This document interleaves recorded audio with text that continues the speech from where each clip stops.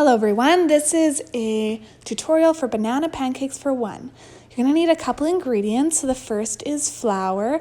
I'm using whole wheat, but you can use white or whatever you have. Then baking powder, vanilla. You can also add any other spices you like. You'll need an egg and a banana. Mine's fairly ripe, but you can use whatever you have on hand. And then you'll also need some tools, including access to a stovetop and a bowl with a whisk. I'm going to be using the smaller bowl with a fork to mash my banana, and then a frying pan with spatula, measuring spoons, a spoon for your batter, and I'm using butter to grease my pan.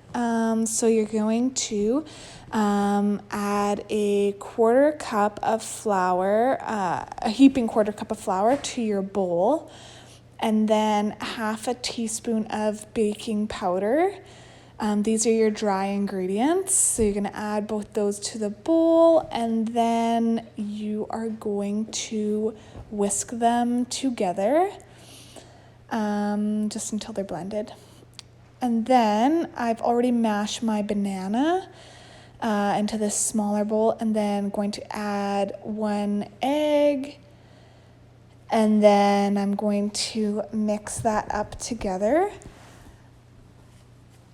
just till it's blended together, smooth consistency. There might be a couple lumps from the banana, but that's totally okay. I'm going to add half a teaspoon of vanilla.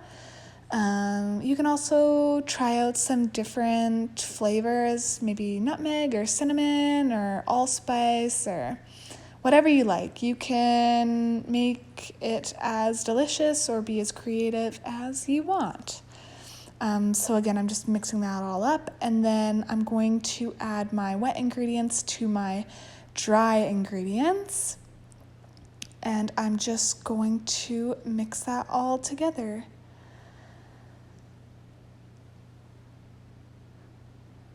Until it's a smooth consistency. Initially my batter was still kind of thick, so I am going to add a splash of milk.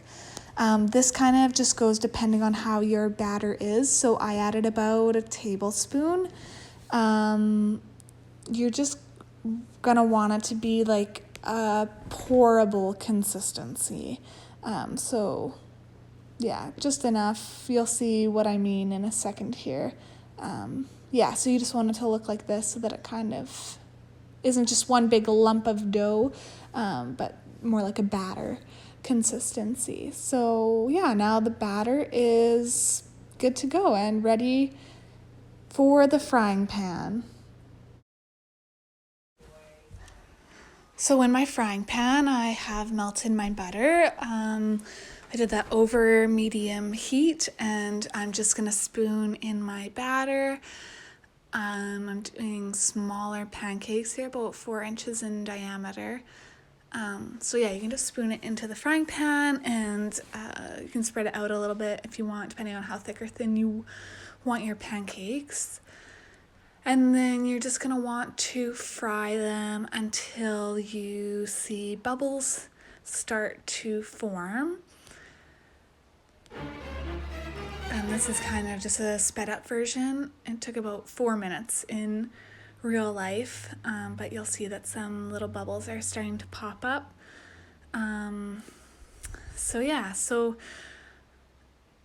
I flipped one over already, so these are done on this side, and then you'll flip them over and let them cook a little bit longer on the other side. I let them cook for about a minute or so.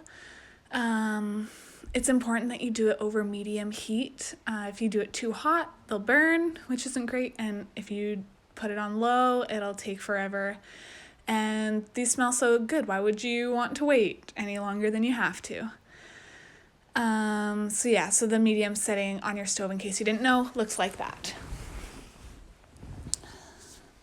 So I'm just going to check these to see if they're done, and this one looks good. Got some nice browning on that side, and this one looks good as well. So now they're ready to put on my plate.